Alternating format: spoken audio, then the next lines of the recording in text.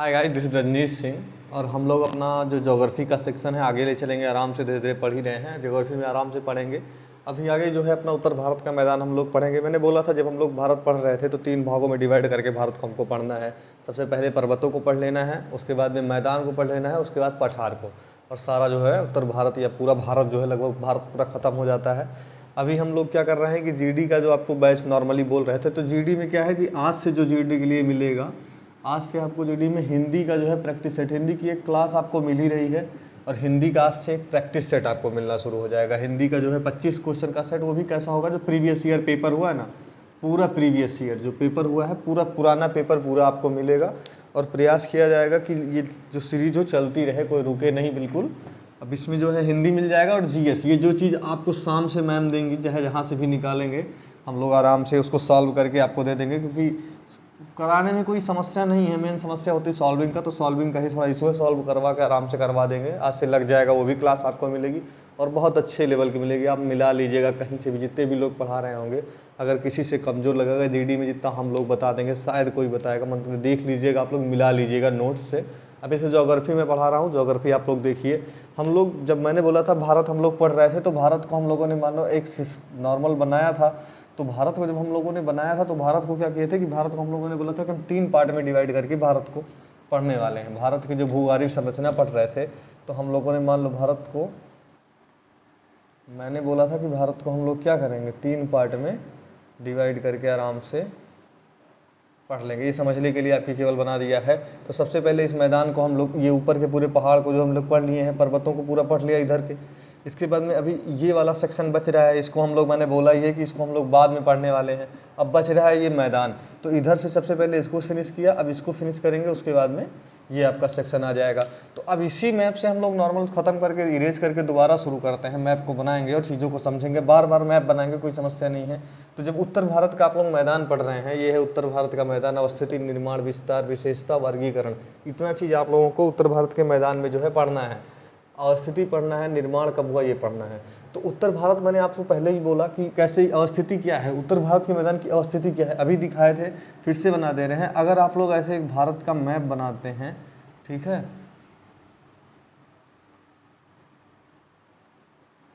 तो उत्तर भारत का हम लोगों को केवल मैप की ज़रूरत है, ठीक है, ज़्यादा की ज़रूरत नहीं है। उत्तर भारत का मैप अगर हम लोगों को मिल जाता है,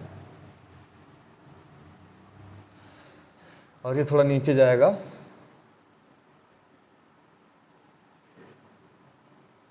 तब जाके आता है। तो उत्तर भारत के हम लोगों को केवल मैदान की ज़रूरत है, बाकी इससे कोई मतलब नहीं है कि मैप कैसा है। आप लोग देखिए, बस एक सेकंड दीजिए, उत्तर भारत के मैदान को हम लोग पढ़ रहे हैं। तो यहाँ तक हम लोगों ने पढ़ लिया था क्या, शिवालिक श्रेणी को हम लोगों ने पूरा पढ़ लिया था ना, पूरा पढ़ लिया था शिवालिक श्रेणी, शिवालिक श्रेणी। अब शिवालिक श्रेणी हम लोगों ने पढ़ लिया था, ऊपर ये वाला हिमालय पढ़ लिया, फिर महान हिमालय पढ़ लिया और ट्रांस हिमालय इधर पढ़ लिया। तो पूरा हिमालय का सेक्शन हम लोग खत्म कर चुके हैं। अब दूसरा मैं पहले ही बोल रहा हूँ कि इधर जो नीचे का सेक्शन है, ये दक्कन का पठार, ये पूरा पठार, जितने भी दक्षिण भारत के पठार हैं ये अलग हैं।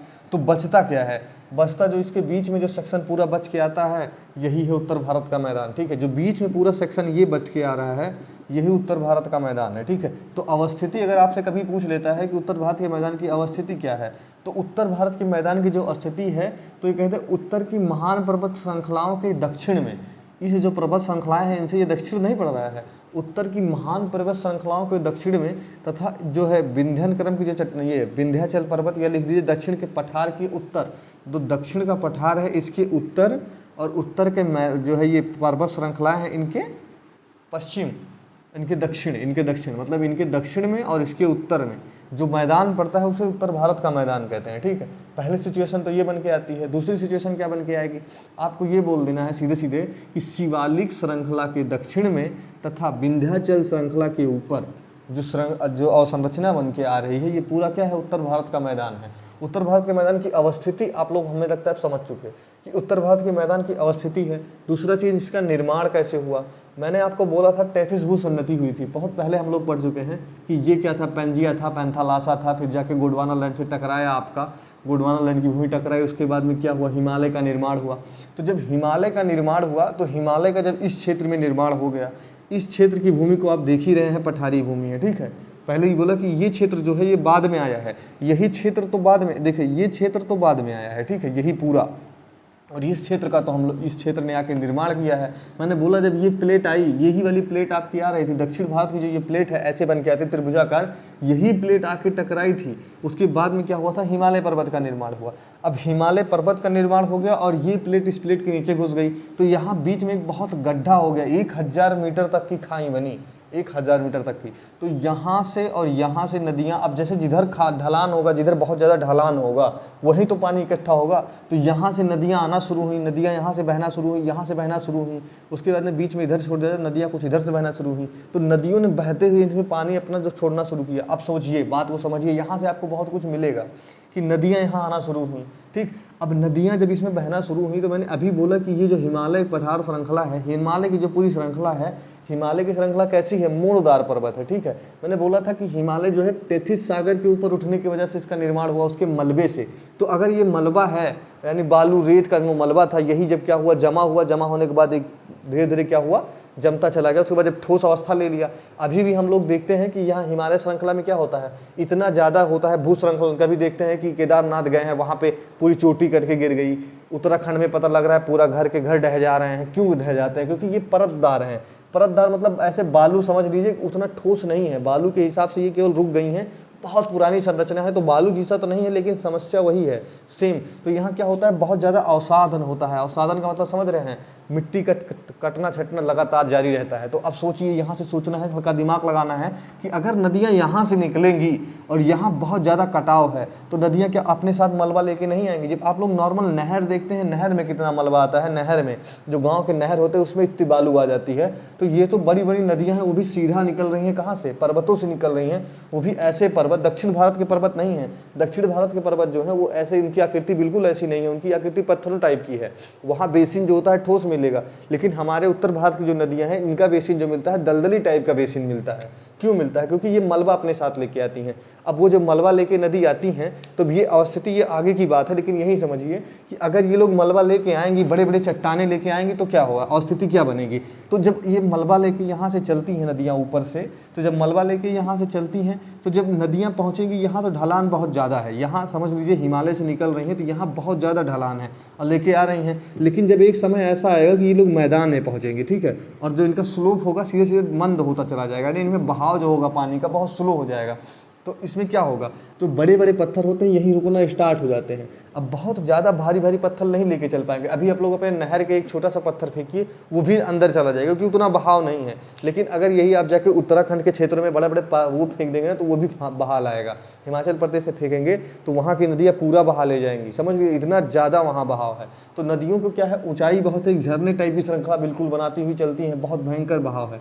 आपको यहाँ ज़्यादा चौड़ी नहीं मिलेंगी इसलिए नदियाँ, क्योंकि यहाँ पानी रुकता ही नहीं है, तो चौड़ी कैसे होंगी। इनके पास इतना ज़्यादा बहाव है कि सट से यहाँ से चली, सीधा जाके यहाँ रुकी, तो पानी यहाँ तो कहीं रुकता ही नहीं है। सीधा जाके आप लोग अगर नॉर्मल देखना चाहते हैं, तो जाके भावर के क्षेत्र में पानी जब मैदानों में प्रवेश करता है तब रुकना शुरू होता है।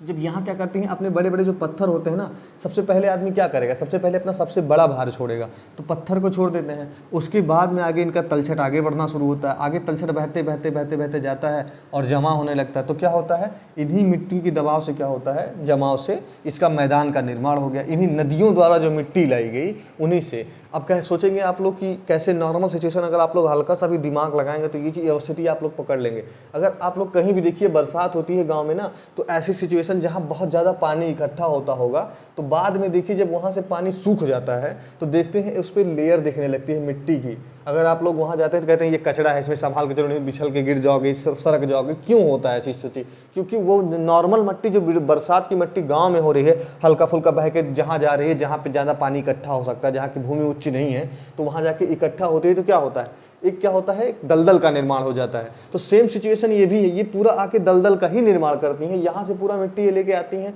और यहाँ इनको हल्का ठहराव की अवस्था आती है, हल्का पानी रुकता है, हल्का सा विश्राम लेता है। तो जब पानी यहाँ रुकता है, तो जो जैसे जैसे जिसकी अवस्थिति होती है, ज़्यादा भारी कंकड़ यहाँ रुक जाएंगे, उससे कम भारी यहाँ रुक जाएंगे, जो एकदम भारी है यहाँ रुक जाएंगे, जो कम भारी है समंदर तक चले जाएंगे। तो ऐसी स्थिति आती है। और समंदर तक जाने से पहले फिर क्या होगा, वो आगे की स्थिति है कि डेल्टा का निर्माण हो जाता है। ठीक है, तो ऐसी सिचुएशन हम लोग पढ़ रहे हैं कि इसका इसका निर्माण कैसे हुआ, मैंने आपको अभी फिर से बता दिया कि इसका जो निर्माण होगा कैसे होगा। इसका निर्माण जो दोनों तरफ से नदियाँ निकलती हैं, नदियाँ अपने साथ कुछ अवसाद लेके आती हैं, और अवसाद मैदान की स्थिति पाकर थोड़ा मंद गति से जब चलने के कारण यहाँ अवसाद क्या होता है, बिछता चला जाता है। मतलब इधर ज़्यादा बिछेगा, फिर उससे कम, फिर उससे कम, फिर उससे कम, फिर उससे कम, एक सिचुएशन आएगी कि इधर कम बिछना शुरू हो जाएगा, फिर जाके डेल्टाओं में सबसे ज़्यादा छोड़ेगी, वहाँ बहुत ज़्यादा रेत छोड़ेंगी। तो अब इसकी अवस्थिति हम लोग पढ़ चुके हैं कि निर्माण मैंने अभी आपको बता दिया कि कैसे इसका निर्माण हुआ पूरा। अब आगे की सिचुएशन को समझेंगे कि इसका विस्तार हम लोगों को पढ़ना है। निर्माण हम लोगों ने पढ़ लिया, अब विस्तार पढ़ते हैं, अब फिर मैप बनाते हैं। लोग कहेंगे मैप थोड़ा साफ नहीं है, बट यार 3-4 बार मैप मिनिमम बनाना पड़ेगा, कोई भी मैप है 4 बार मिनिमम बनाना पड़ेगा। अब आप लोग देखिए, अगर हम लोग भारत के मैप को ऐसे देखते हैं एक नॉर्मल सिचुएशन में,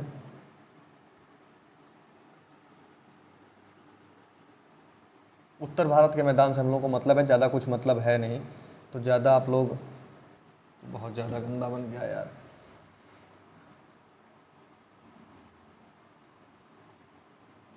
तो उत्तर भारत के हम लोग को मैदान से ज़्यादा मतलब है, दक्षिण भारत के मैदान से हमको अभी ज़्यादा मतलब नहीं है, ठीक है। तो उत्तर भारत का मैदान हम लोग देखते हैं, तो उत्तर भारत के मैदान का हम लोग को विस्तार पढ़ना है, ठीक है। विस्तार में हम लोग बहुत कुछ देखने वाले हैं कि इसकी लंबाई क्या है, इसकी चौड़ाई क्या है, इसकी चौड़ाई जो है उत्तर में दक्षिण में क्या स्थिति है, फिर हम लोग इसका देखने वाले हैं एरिया क्या है, ठीक है। सारी सिचुएशन को हम लोग देखेंगे, आराम से देखते हैं। तो मैंने अभी बोला कि यहाँ जब शिवालिक श्रृंखला फिनिश हो जाती है, शिवालिक श्रृंखला पूरा फिनिश होने के बाद में उत्तर के मैदान की अवस्थिति शुरू होती है। तो अब आप लोग समझिए, जो आप लोग नॉर्मल पढ़ते हैं, कहते अखंड भारत की परिकल्पना आप लोग सुनते हैं बहुत ज़्यादा, ये राजनीति का बहुत बड़ा मुद्दा होता है, अखंड भारत की परिकल्पना सुनते हैं। एक आप लोगों ने और सुना होगा भारत प्रायद्वीप। तो भारतीय प्रायद्वीप में, भारतीय उपमहाद्वीप में कितने देश आते हैं, उसमें आपका ये भी देश आता है, पाकिस्तान आता है, आपका बांग्लादेश आता है, आपका बहुत सारे देश आ जाते हैं। तो आप लोग समझिए कि जो हमारे यहाँ की अवस्थिति है, जिनसे हम लोगों ने कृत्रिम बॉर्डर बनाया, ये हम लोगों का कृत्रिम बॉर्डर है, यानी इसको हम लोगों ने बनाया है, प्रकृति ने ये बॉर्डर नहीं बनाया था। ये सीमा हम लोगों ने खुद निर्धारित की है। इधर बांग्लादेश की सीमा हम लोगों ने निर्धारित की है, और कई सीमाएं निर्धारित की है, लेकिन अभी हमारे काम का जो है हम सोचें तो जो पाकिस्तान शुरू होता है, पाकिस्तान आपका पड़ता है, बीच में आपको जो बांग्लादेश पड़ता है, ठीक है। हम लोग अगर बांग्लादेश को बीच में रखते हैं, ये जो दोनों सिचुएशन बनती है, यहाँ से लेके और यहाँ तक का पूरी स्थिति असम के किनारे तक, अरुणाचल प्रदेश पूरा पर्वतीय है और इधर के भी सारे राज्य पर्वतीय हैं, लेकिन असम बीच में एक ऐसा है जो क्या है, मैदानी एरिया है। इसके बीच में जितने भी राज्य पड़ते हैं, ये सारे के सारे ऐसी स्थिति में हैं कि यही सारे उत्तर भारत के मैदान की संरचना का निर्माण करते हैं। अब कैसे निर्माण करते हैं, इनका ढलान अलग हो सकता है, जैसे इधर की नदियाँ यहाँ जा रही हैं, इधर की नदियाँ यहाँ जा रही हैं, कुछ नदियाँ इधर को आ रही हैं, तो ये सिचुएशन अलग हो सकती है। तो वो ऐसी होती है क्योंकि उनकी उच्चावच स्थिति की वजह से, कितनी ऊंचाई पे है, कौन सा, ये सिचुएशन अलग है। लेकिन मैदान का अगर विस्तार आप देखेंगे तो पाकिस्तान से लेके और आपकी ये यहाँ आपकी इस किनारे तक, आसाम की किनारे तक एकदम, जहाँ से ब्रह्मपुत्र कहलाना शुरू होती है, उससे पहले कौन सी नदी कहलाती है, वो उससे पहले दिहांग नदी कहलाती है। जहाँ से दिहांग ब्रह्मपुत्र कहलाना शुरू होगी, उस किनारे तक जो यहाँ का पूरा क्षेत्र होगा, इसका निर्माण कौन करेगा, इस चीज़ का निर्माण हुआ है उत्तर भारत के मैदान के रूप में, ठीक है। तो हम लोगों ने इसका विस्तार पढ़ लिया, अब इसकी चौड़ाई को पढ़ते हैं। देखिए मैंने एक एरो बनाया, अभी आप लोग ध्यान से देख रहे होंगे, तो आप लोगों को इधर चौड़ाई ज़्यादा लग रही है कि इधर चौड़ाई ज़्यादा लग रही है, केवल यहाँ जाके एक ऐसे सकरा हो जाएगा, ऐसी सिचुएशन आएगी, यहाँ से स्टार्ट होगा। आप मान के चलिए ये स्टार्टिंग पॉइंट है, तो यहाँ ज़्यादा चौड़ाई मिलेगी आपको कि यहाँ ज़्यादा चौड़ाई मिलेगी, बताइए। तो आप लोग मोटा मोटा अपने दिमाग में रखिए, यहाँ से फैक्ट कल कदापि नहीं पूछेगा, कभी भी फैक्ट नहीं पूछेगा आपसे, यहाँ पे कॉन्सेप्ट पूछ लेगा किसी भी एग्जाम में। आप लोगों को लग रहा है जीडी में नहीं पूछेगा, जीडी का पिछले साल का अगर आप पेपर उठा के देखेंगे, आपकी हालत खराब हो जाएगी, ऐसे ऐसे जीएस में क्वेश्चन पूछा है। तो आप लोग ऐसा देख रहे हैं, तो सबसे ज़्यादा चौड़ाई कहाँ है, सबसे ज़्यादा चौड़ाई आपको यहाँ मिलेगी। लेकिन हमको इससे नहीं मतलब, हमको तो भारत का पढ़ रहे हैं, पाकिस्तान का हम लोग क्यों देखने जाएंगे, ना तो हमारे पेपर में इसका ज़्यादा जिगर होगा। तो हम लोग जब भारत की स्थिति में पढ़ते हैं, तो भारत की स्थिति में इसका विस्तार जो माना जाता है 300 से 350 किलोमीटर तक चौड़ाई यहाँ है, 350 किलोमीटर तक की चौड़ाई इस क्षेत्र में पड़ती है, ठीक है, अपने भारत के क्षेत्र में। और इधर के क्षेत्र में क्या होता है, इधर के क्षेत्र में इसकी 90 किलोमीटर के आसपास चौड़ाई पड़ती है, 90 से कम या 100 मान लीजिए, मतलब इसका लगभग 1/3 हिस्सा चौड़ाई यहाँ बचती है, ठीक है। ऐसी सिचुएशन आ जाती है। इतना हम लोग समझ लिए कि इसकी चौड़ाई क्या है, लंबाई क्या है इसकी लंबाई जो मिलती है 3000 किलोमीटर के से थोड़ा ज़्यादा मिलती है, 3000 किलोमीटर से ज़्यादा। मान के चलिए कहीं कहीं किताब में लिखा है 3200 किलोमीटर तक, तो इसकी लंबाई 3200 किलोमीटर तक, ये आपको बिल्कुल नहीं लिखना है, बिल्कुल भी नहीं लिखना है, बस खाली इतना दिमाग में याद रखना है कि इसका क्या है, जो है जो पूर्वी सिरा है इसका वो बहुत ही सकरा है, बहुत पतला है, उतना ज़्यादा विस्तृत नहीं है। सेम हिमालय की स्थिति समझ लीजिए कि हिमालय भी इधर बहुत चौड़ा है, इधर बहुत पतला हो जाता है। सेम स्थिति इसकी भी है, इधर ये बहुत चौड़ा है, इधर की स्थिति इसकी बहुत पतली हो जाती है, बहुत सकरा हो जाता है। ठीक है, इतना हम लोग समझ लिए, चौड़ाई समझ लिए। अब इसकी विशेषता को समझने का प्रयास करते हैं। अब इस यहाँ की विशेषता को समझेंगे, यहाँ की मिट्टी की विशेषताओं को समझेंगे, सारी सिचुएशन समझेंगे। वीडियो आपको लंबी लग रही होगी, थोड़ा मैं तेज़ी से करूँगा, ठीक है। अब समझिए इसकी विशेषता को, इसी मैदान की विशेषता को समझने का हम लोग प्रयास करते हैं। तो अगर हम लोग उत्तर भारत की मैदान की विशेषताओं को समझने का प्रयास करते हैं तो हम लोग अभी बोल रहे हैं कि उत्तर भारत का ये आपका मैदान मैंने बना दिया।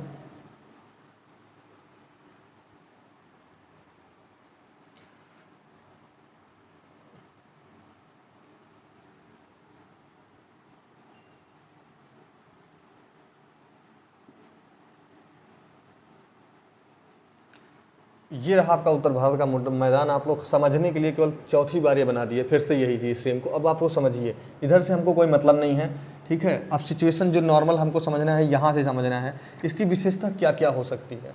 अब आप समझिए, जो मिट्टी लेके आ रही हैं, कौन मिट्टी लेके आ रही हैं, अगर नदियाँ लेके आ रही हैं, नदियाँ एक रेत को बिछा रही हैं मैदान में, तो इसकी विशेषता क्या होगी।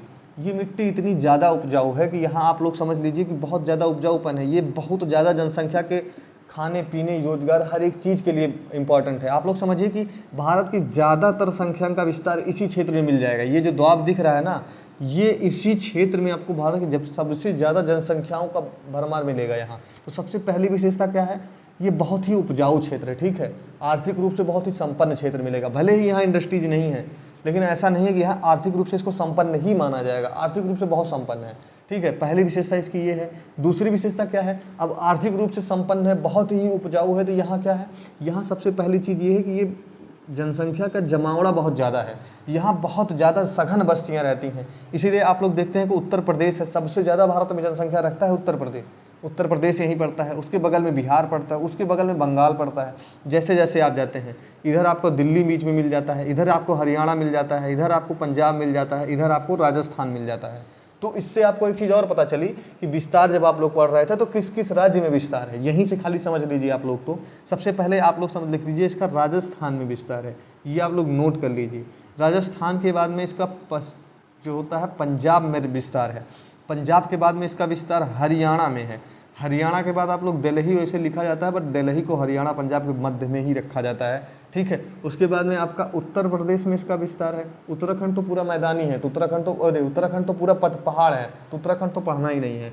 उसके बाद जस्ट बगल में कौन सा पड़ता है, बिहार आपका पड़ता है, ठीक है, बिहार में है। उसके बगल में, बिहार के बगल में क्या पड़ता है, वेस्ट बंगाल पड़ता है। और वेस्ट बंगाल के बाद में कोई अगर मैदानी क्षेत्र बच जाता है तो वो बांग्लादेश का बचता है, लेकिन बांग्लादेश तो भारत का हिस्सा है नहीं, वो अलग देश है। तो उसके जस्ट ऊपर ये आपका असम का क्षेत्र। तो हम लोगों को कहाँ तक का समझ में आया कि कहाँ तक राज पड़ता है, राजस्थान, पंजाब, हरियाणा, दिल्ली, उत्तर प्रदेश, बिहार, वेस्ट बंगाल, इतने क्षेत्रों में इसका विस्तार है। और इन्हीं क्षेत्रों में उत्तर भारत की संपूर्ण जनसंख्या आपको सबसे ज़्यादा सघन बस्तियां मिलेंगी इन्हीं राज्यों में। अगर इधर भी आप लोग सबसे ज़्यादा सघन बस्ती देखना चाहते हैं तो आपको असम में ही मिलेगी, क्योंकि असम बहुत सारी चीज़ें हैं असम में भाई। जीविका के साधन सबसे ज़्यादा हैं, खाने पीने की चीज़ें, आप उपजाऊ ज़मीन है, पैदा कर सकते हैं, बट हर क्षेत्र में नहीं कर सकते ना। पहाड़ों में उतना ज़्यादा आप लोग कैसे पैदा करें, यहाँ तो रोजगार के भी अवसर बहुत कम है, यहाँ तो इंडस्ट्रीज भी नहीं है। तो हर एक चीज़ के लिहाज से ये बहुत ही ज़्यादा सुविधा संपन्न है, ठीक है। अब इसकी विशेषताओं में और अगर आप लोग समझना चाहें तो अभी इसकी विशेषताएं और बहुत सारी विशेषताएं मिल जाएंगी। सबसे क्या है, जैसे कि यहाँ की जो है सिंचाई की सुविधा अच्छी है, बेसिन इतना अच्छा है कि वाटर की सुविधा, मतलब पानी पीने के लिए जो पानी की सुविधा बहुत अच्छी है। आप लोग कहीं भी देख रहे हैं 60 मीटर 50 मीटर पे पानी मिल जा रहा है। तो ये सारी चीज़ें आपके कॉमन सेंस पे डिपेंड है, इसमें लिखने जैसा कुछ भी नहीं है।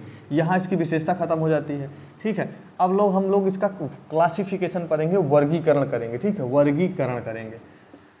तो इसका जो वर्गीकरण आप लोग कर रहे हैं, वर्गीकरण जो कर रहे हैं, इसका दो आधार होता है इसके वर्गीकरण करने का। इसका सबसे पहला आधार होता है जो इसका होता है, जो इसकी स्थिति नॉर्मल अवस्थिति है, इसके निर्माण की अवस्था, निर्माण के आधार पे इसका जो है एक होता है, इसके निर्माण के आधार पे इसकी जो है क्लासिफिकेशन कर दीजिए, यानी और वर्गीकरण कर दीजिए। और दूसरा होता है प्रादेशिक हिसाब से, प्रदेश के हिसाब से इसका डिवीजन कर दिया जाए, ठीक है, कैसे कैसे नाम दिया गया, ठीक।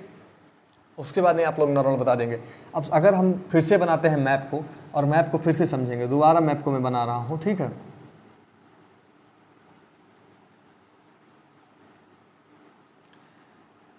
बनाते बनाते मुझे भी आ ही जाएगा।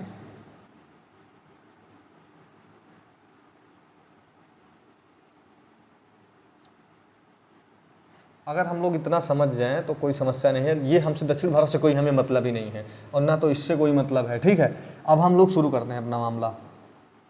सबसे पहले इसकी निर्माण की प्रक्रिया के हिसाब से अगर हम लोग समझते हैं तो मैंने आपको बोला था कि शिवालिक श्रृंखला जहाँ खत्म हो जाती है उसके नीचे फिर क्या होता है, एक भावर का क्षेत्र आपको देखने को मिलता है, ठीक है। ये निर्माण प्रक्रिया है, पूरा ये भावर का क्षेत्र, कहीं भी देखेंगे इधर भी भावर का क्षेत्र मिलता है। भावर का क्षेत्र कैसा क्षेत्र होता है, जब नदियां यहाँ से चलती हैं इतना तीव्र ढलान होता है इनका, तीव्र ढलान के साथ बहुत बड़े बड़े चट्टान लेके आती हैं। अभी आपको मैं थोड़ा बता भी दूंगा, बड़े बड़े चट्टान लेके आएंगी। अब बड़े बड़े चट्टान जब लेके आएंगे तो जैसे मैदान में पहुंचेंगी यहाँ, तो यहाँ से इनका स्लोप ऐसे हो गया। अब मैदान में इनका स्लोप ऐसे हो गया तो यहाँ अपने ये पत्थरों को जो अपनी तली में छोड़ना शुरू कर देती हैं।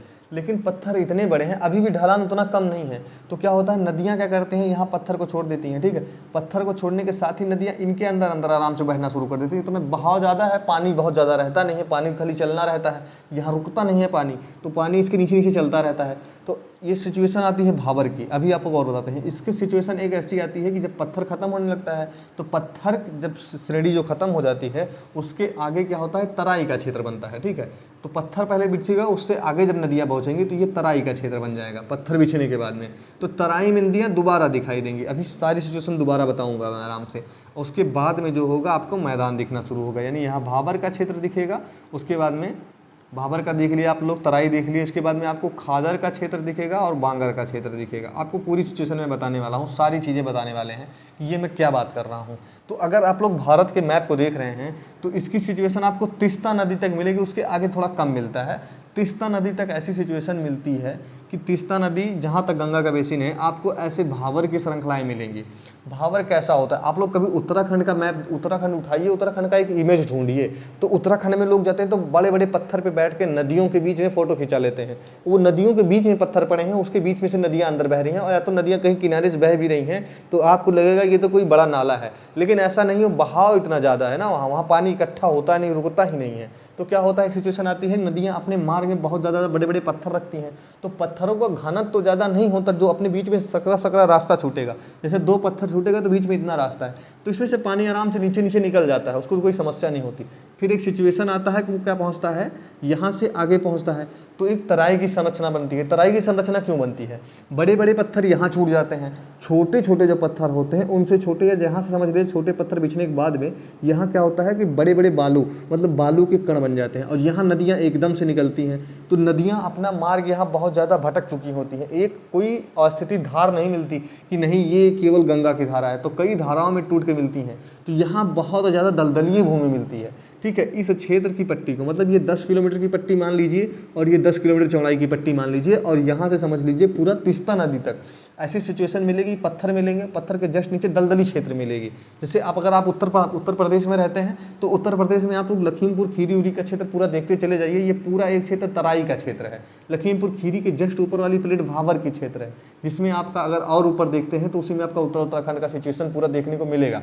उत्तराखंड में जितनी भी सिचुएशन मिलेगी आपको, हरिद्वार वाला सेक्शन, वहाँ पे बड़े बड़े पत्थर मिलेंगे, बहुत कटाव मिलेगा। तो क्यों मिलेगा, क्योंकि वहाँ नदियों का बहाव ज़्यादा है, और नदियाँ जब एकदम से उतरती हैं मैदान में, हरिद्वार में घुसती हैं, तो वहाँ से आप लोग पत्थर छोड़ना शुरू कर देती हैं। उसके बाद में आप लोगों का ये जितना भी उत्तर प्रदेश का, जैसे सहारनपुर मिल गया, सहारनपुर के जस्ट नीचे बलिया, वो क्या कहते हैं, बिजनौर मिल गया, बिजनौर के बगैर बरैली वगैरह मिल गया। उसके बाद में जो भी उधर पूरी स्थिति है आप लोग को समझ लीजिए कि वहाँ पूरा क्या होगा, फिर तराई का क्षेत्र है। यहाँ महाराजगंज, कुशीनगर, हम लोग जितना पढ़ते हैं, बिहार का पूरा बॉर्डर, ये पूरा सबका सब तराई है। इसमें क्या होता है, बहुत ज़्यादा दलदलीय क्षेत्र होते हैं, यहाँ बड़े बड़े मच्छर पाए जाते हैं। आप लोग लिखने का लिख सकते हैं सारा कुछ, बहुत ही मच्छर पाए, दलदली भूमि है तो बीमारी उमारी की अवस्था भी ज़्यादा पैदा होगी, मच्छर बहुत होंगे, रेंगने उंगने वाले सांप, बिच्छू, कीड़े, ये सब ज़्यादा पाए जाते हैं। ऐसा बुकों में लिखा है, आराम से आप लोग चाहें तो नोट डाउन मार लें।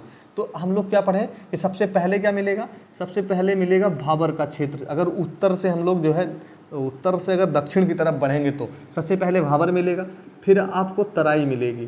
तराई की सिचुएशन मैंने बोला भाबर से ज़्यादा, जब नॉर्मल कंकड़ पत्थर भी छोड़ने के बाद में जब एक दलदलीय भूमि का निर्माण हो जाता है वो तराई का क्षेत्र कहलाता है। उसके मतलब तराई को क्रॉस करने के बाद में फिर क्या होता है कि आराम से अब नदी की 2 संरचनाएँ बनती हैं। सबसे पहले बनती है बांगर की संरचना, उसके बाद में बनती है खादर की संरचना। अब खादर और बांगर में क्या अंतर है, खादर और बांगर में क्या अंतर है? तो खादर क्या होता है, खादर वो क्षेत्र होता है जहाँ पे मतलब मैदान जो होता है बहुत पहले बाढ़ आती थी, बनाया तो इन्हीं ने, लेकिन अब यहाँ पे पानी रुकता नहीं है क्योंकि धीरे धीरे चीज़ें ऊंचा होता नहीं जाएगा। अगर यहाँ इस बार नदी ने बिछाया मिट्टी, तो इसको मान लो 5 मीटर तक बिछा दिया, तो अगली बार इस 5 मीटर तक तो नहीं बिछा पाएगी, लेकिन उसके जस्ट आगे जहाँ ढलान है वहाँ फिर 5 मीटर बिछाएगी। तो ऐसी सिचुएशन आती है जब आप लोग मान लो उत्तर भारत का ही समझ रहे हैं, तो सहारनपुर से चलेगी नदी, मान लो गंगा जी चल रही हैं, तो इधर जितना मिट्टी बिछाया था इस बार इधर उतना नहीं बिछाएंगे जितना उसके आगे बिछाएंगे। तो जो जो है पुरानी जो जलोढ़ मृदा है, ये जलोढ़ मृदा की संरचना है। जो खादर बांगर हम लोग पढ़ रहे हैं, ये जलोढ़ मृदा की संरचना है। तो जलोढ़ में जो पुरानी जलोढ़ है उसको क्या कहते हैं, उसको बांगर कहते हैं। जैसे कि पश्चिमी भारत जितना भी पढ़ेंगे आप लोग, लखनऊ के ऊपर का क्षेत्र और उधर चले जाइए, जितना भी है पश्चिमी भारत का क्षेत्र और ऊपर, वो तो मध्य भारत में आता है, लखनऊ मध्य उत्तर प्रदेश में आता है। तो और ऊपर की संरचना जो पश्चिमी उत्तर प्रदेश की संरचना है, आपको जो मुजफ्फरनगर पड़ता है, बरेली, मेरठ, ये सब क्षेत्र पड़ता है ना, उधर आपको बांगर मिट्टी मिलेगी। बांगर मिट्टी क्या होता है कि उतनी ज़्यादा उपजाऊ नहीं होती। आप तो बोलेंगे वहाँ ज़्यादा राशन पानी पैदा होता है, वो उनकी सुविधाओं की वजह से होता है, क्योंकि वहाँ क्या है, फर्टिलाइजर का ज़्यादा यूज होता है, हरित क्रांति का प्रदेश है वो। उसके बाद में दूसरी चीज़ है, वहाँ सिंचाई की व्यवस्था बहुत अच्छी है, तो उस अवस्थाओं का प्रयोग करके वो लोग पैदा करते हैं। लेकिन वहाँ की मिट्टी यहाँ की मिट्टी के मुकाबले कम उपजाऊ मिलेगी। जितनी हरियाली आपको इस क्षेत्र में मिल जाएगी, खादर क्षेत्र में। खादर क्षेत्र कहाँ पड़ता है, खादर का जो क्षेत्र पड़ता है वो पश्चिमी उत्तर प्रदेश से, पश्चिमी उत्तर प्रदेश को छोड़ दीजिए आप लोग, पूर्वी उत्तर प्रदेश से लेके और बिहार और बंगाल तक का पूरा क्षेत्र, और इधर आसाम का क्षेत्र इधर पड़ता है। और अगर दक्षिण इधर पड़ते हैं पूरा इस वाले क्षेत्र में, तो आपको खादर का क्षेत्र जो मिलेगा इधर सिंधु के पूरे दोआब में मिलेगा। सिंधु नदियों में 5-6 नदियां हैं, आप लोग को वो जब नदी सेक्शन हम लोग पढ़ रहे होंगे तो उसको पढ़ेंगे। तो मैंने क्या बोला कि 4 अवस्थाएं मिलेंगी। सबसे पहली अवस्था क्या मिलेगी, निर्माण के हिसाब से पहली अवस्था आपको मिलती है वो मिलेगी भावर की। मैंने बोला भावर क्या है, आप लोगों ने अभी देखा ही है। दूसरा पड़ता है तराई का, तीसरा पड़ता है जलोढ़ निक्षेप का। और जलोढ़ निक्षेप को जो हम लोग डिवाइड करते हैं, 2 में डिवाइड करते हैं, एक तो होता है बांगर का, ठीक है, और एक होता है खादर का। अब एक चीज़ इसी में और समझ लीजिए, जो बांगर मिट्टी होती है, जब इसकी आप ज़्यादा सिंचाई कर देते हैं तो भूड की परिकल्पना बनती है। आप सोचेंगे भूड की परिकल्पना क्या है, भूड डायरेक्ट कैसे बोल दिया, भूड ऐसे लिखा जाएगा।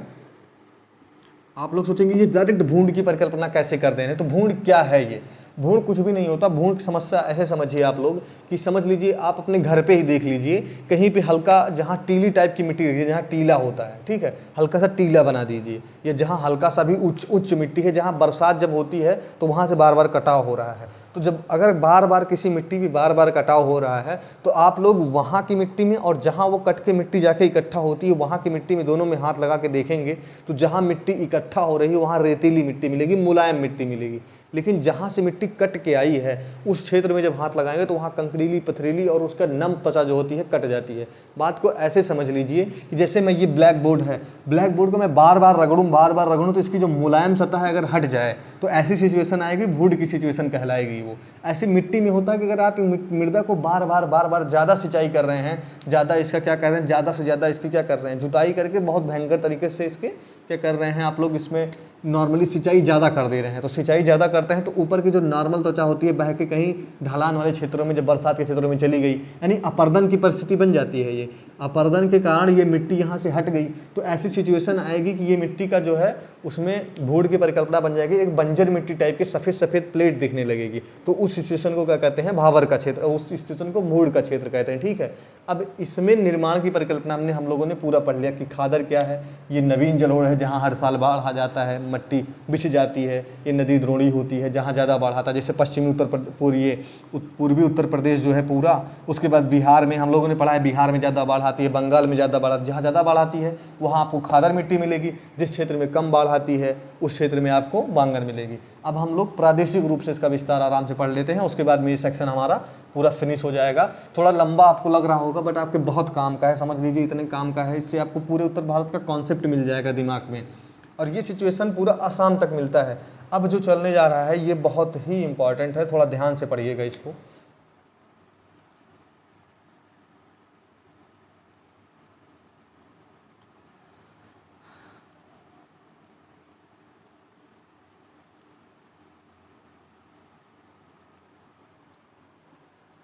हमको इससे कोई मतलब नहीं है, हमको उत्तर भारत से केवल मतलब है।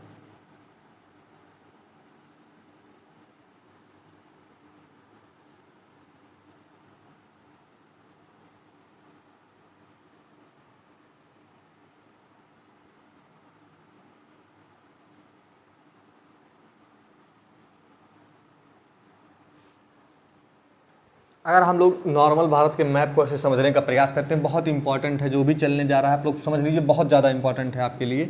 इतना अगर आप लोग समझ गए, अभी मैंने राज्य राज्य बताया था, तो इसको जो हम लोग प्रादेशिक रूप से इसका विभाजन करते हैं, वर्गीकरण करते हैं, तो कैसे करते हैं? तो सबसे पहला जो विभाजन करते हैं, इसको नाम देते हैं राजस्थान का मैदान। राजस्थान का मैदान कहाँ पड़ता है? तो अभी हम लोगों ने पर्वत तो इधर का नहीं पढ़ा है, केवल हिमालय को पढ़ा है, लेकिन आप लोग मोटा मोटा समझ लीजिए कि ये अरावली श्रृंखला है। तो अरावली श्रृंखला के इधर, अरावली श्रृंखला के पश्चिम में, अरावली श्रृंखला के पश्चिम में जो विस्तार मिलता है आपको, किसका मिलता है? पश्चिम नहीं होता एक्चुअल में, ये दक्षिण पश्चिम है। अरावली श्रृंखला के दक्षिण पश्चिम में है एक्चुअल में, क्योंकि अरावली श्रृंखला का जो विस्तार है ऐसे करके है, तो इसके दक्षिण पश्चिम में पड़ता है, ठीक है। क्योंकि ये दिल्ली तक ये श्रृंखला आती है, यहाँ से स्टार्ट होकर दिल्ली में मजनू के टीला तक इसके विस्तार है, लेकिन ये उस वाले चैप्टर में पढ़ेंगे, अभी यहाँ का कोई सेक्शन नहीं है ये। तो हम लोग केवल इतना पढ़ लेते हैं कि अरावली श्रृंखला के जो है पश्चिम में जो क्षेत्र पड़ता है वो होता है क्या? राजस्थान का मैदान पड़ता है। राजस्थान का मैदान सबसे पहले हमको पढ़ना है। अब राजस्थान के मैदान की विशेषता क्या है? 2-3 अक्षर खाली लिखना है। सबसे पहली चीज़ तो क्या है, इस तरफ में ज़्यादा क्या है, 25 सेंटीमीटर से कम बरसात होती है, और जिस क्षेत्र में 25 सेंटीमीटर से कम बरसात होती है उसको क्या कहते हैं? उसको हम लोग क्या कहते हैं पता है? रेगिस्तान कहा जाता है, ठीक है, उसको कहते हैं रेगिस्तान। तो ये क्षेत्र कैसा है? रेतीला है, रेगिस्तान का है। इसका निर्माण कैसे हुआ? सबसे इंपॉर्टेंट चीज़, तो इसमें जितनी भी परिकल्पनाएं मिलती हैं उसमें सबसे ज़्यादा परिकल्पना ये मिलती है कि पहले यहाँ पे क्या होता था, रेगिस्तान के इस क्षेत्र में, जिस क्षेत्र में आज रेगिस्तान है, यहाँ पे होता था बहुत पहले समुद्र। उस समुद्र का क्या नाम था? मैंने पहले बताया, तैथिस सागर था। तो तैथिस सागर हिमालय के निर्माण से और इस प्लेट के अंदर घुस जाने थे, इधर जो उच्चावच की स्थिति बनी, थोड़ा जो सागर है पीछे चला गया। तो सागर जो पीछे चला गया वो कहाँ चला गया? अभी आप लोग इसीलिए कच्छ का रण भी आप लोग देखते हैं, कच्छ के रण की भी निर्माण की परिकल्पना यही है कि सागर पीछे हट गया। कैसे हट गया? क्योंकि यहाँ की भूमि उच्च हो गई, तो ढलान ज़्यादा हो गया, तो सागर पीछे हट गया। अब सागर पीछे हट गया तो ऐसी परिकल्पना सत्य कैसे कहा जाता है? तो हम लोग समझ रहे हैं कि सागर के पीछे हटने से इसका निर्माण हो गया है, जो रेगिस्तान का निर्माण हुआ है। अब इसकी परिकल्पना को सत्य क्यों माना जाता है? क्योंकि इस क्षेत्र में जितनी झीलें मिलती हैं ना, जैसे सांभर झील, ये सारी झीलें खारे पानी की झीलें मिलती हैं, जो इसके लिए अवधारणा दी जाती है। तो 4-5 चीज़ें आप लोगों ने समझी कि रेगिस्तान का जो है, जो ये क्षेत्र होता है वो कैसा होता है? 25 सेंटीमीटर से कम बरसात होती है। तो रेगिस्तान में 25 सेंटीमीटर से कम बरसात होती है, इसलिए थार के रेगिस्तान का निर्माण होता है। तो थार का रेगिस्तान जो है वो कैसे निर्मित हुआ है? क्योंकि समुद्र पीछे हट गया। कौन सा समुद्र? तैथिस सागर जो है पीछे हट गया। उसके बाद में क्या सिचुएशन आएगी दूसरी, कि यहाँ पे खारे पानियों की झील पाई जाती है।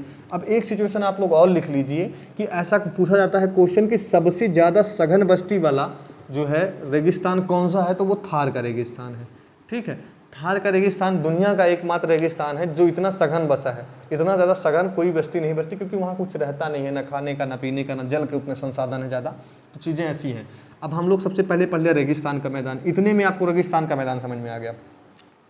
इधर राजस्थान का, राजस्थान की आपको ऊपर पढ़ना है पंजाब और हरियाणा का मैदान। तो पंजाब और हरियाणा का मैदान जब हम लोग पढ़ते हैं उसमें आपका ये दिल्ली भी आ जाता है। तो पंजाब का मैदान और हरियाणा का मैदान, अब समझिए इसका निर्माण क्या हुआ है। इसको हम लोग सबसे पहले अगर नदियों को पढ़ते तो इसके बीच में केवल 2 नदी भारत की स्थिति में पड़ेगी। अगर हम लोग अभी यहाँ पंजाब इसका भी ले लेते जो पाकिस्तान में पड़ता है, तो इसमें और नदियाँ शामिल होती, 5 नदियाँ शामिल हो जाती। बट हम लोग अपने यहाँ पढ़ रहे हैं तो यहाँ केवल 2 नदियाँ पढ़ेंगे। नंबर 1 सतलज को पढ़ लेना है, सतलज के बाद में हम लोगों को क्या पढ़ लेना है? ब्यास को पढ़ लेना है, ठीक है। इसलिए इसके बीच में जो इसका द्वाब है उसको क्या कहते हैं? इसे विष्ट द्वाब कहते हैं, विष्ट द्वाब। ये हम लोग जब नदी को पढ़ेंगे तो वहाँ पढ़ेंगे कि विष्ट द्वाब क्या है। विष्ट द्वाब जो होता है वो क्या है? वो ब्यास और सतलज के बीच में जो नदी जो समतल भूमि पड़ती है, मैदान पड़ती है, वो विष्ट द्वाब का क्षेत्र है। याद नहीं रखना है, केवल आपको इतना याद रखना है कि इसका एक डिवीजन होता है पंजाब और हरियाणा का मैदान, जिसमें दिल्ली भी आता है, ठीक है। अब इस सिचुएशन को हम लोग समझ लिए, इस सिचुएशन को समझ लिए, दोनों यहाँ तक समझ चुके हैं। अब इतना समझिए, इससे आपको राज्य भी पता चलेगा कि किस राज्य में मैदान का विस्तार है। ये बहुत इंपॉर्टेंट है आपके लिए, यहाँ तक आप समझ लिए। अब इसके आगे हम लोग पढ़ते हैं, ठीक है। इसके आगे की सिचुएशन पढ़ लेते हैं। विष्ट द्वाब, ये सब द्वाब जो है नदियों वाले सेक्शन में पूरा फिर से पढ़ने वाले हैं कि विष्ट द्वाब क्या है, चाज द्वाब क्या है, रचना द्वाब क्या है, सिंधु सागर द्वाब क्या है, ये पूरा हम लोग पढ़ेंगे, लेकिन नदियों वालों में। यहाँ केवल इतना याद रखिए कि सतलज, ठीक है, सतलज और ब्यास के बीच में ये पड़ता है, ठीक है। सतलज और ब्यास के मध्य में इसका मैदान का पूरा विस्तार हुआ है, ठीक है। ऐसे इधर भी है लेकिन बेसिन वही है। उसके बाद में अब आप लोग को पढ़ना है कि उत्तर भारत का मैदान, उत्तर प्रदेश का मैदान, इसमें उत्तर प्रदेश पड़ता है, ठीक है। उत्तर प्रदेश का मैदान ये पढ़ लेते हैं। उत्तर प्रदेश के मैदान को ना उत्तर प्रदेश का मैदान ना कह के आप लोग नॉर्मल सिचुएशन में समझिए, इसे गंगा का मैदान कहते हैं, ठीक है, गंगा का मैदान। अब गंगा के मैदान को जो है 3 पार्ट में बांटा जाता है। गंगा के मैदान को जो है 3 पार्ट में डिवाइड किया जाता है। सबसे पहले क्या डिवाइड किया जाता है, उच्च गंगा का मैदान, फिर डिवाइड किया जाता है मध्य गंगा का मैदान, और फिर किया जाता है निम्न गंगा का मैदान। अब समझिए, अब आप लोग अगर गंगा जी की अवस्थिति को समझना चाहते हैं, उत्तर प्रदेश से ऐसे निकलती हुई गंगा जी जा रही हैं, ठीक है, और नॉर्मल यहाँ सोनभद्र, ये पूरा सिचुएशन देखते चले जाइए, यहाँ पूरा यहाँ तक जाइए, बंगाल तक चले जाइए, ठीक है, हम लोग बंगाल तक समझ लीजिए कि पहुँच चुके हैं मैप में। तो जो यहाँ तक की सिचुएशन पड़ेगी ना, इसे कहते हैं उच्च गंगा का मैदान, उच्च गंगा का मैदान। अब ये कौन सा क्षेत्र है जो उच्च गंगा का मैदान कहलाता है? ऐसा क्षेत्र जिसकी समुद्र तल से ऊंचाई लगभग 200 मीटर है, समुद्र तल से इसकी ऊंचाई 200 मीटर है, वो उच्च गंगा का मैदान है। उसके बाद में जो 150 तक का सिचुएशन पड़ता है, 150 से और कम मान के चलिए, जिसमें आपका पूरा लगभग पश्चिमी के बाद में ये पूर्वी पूरा उत्तर प्रदेश जो पड़ता है, ये क्या है, उत्तर गंगा का मैदान जो है ये क्या है, पश्चिमी उत्तर प्रदेश है। पश्चिमी उत्तर प्रदेश के बाद पूर्वी उत्तर प्रदेश से लेके लगभग पूरा बिहार, और जो पूरा बिहार आपका पड़ता है यहाँ तक बिहार, ठीक है, पूर्वी उत्तर प्रदेश और पूरा बिहार जो आता है वो किस में आता है, वो मध्य गंगा के मैदान में आता है, ठीक है।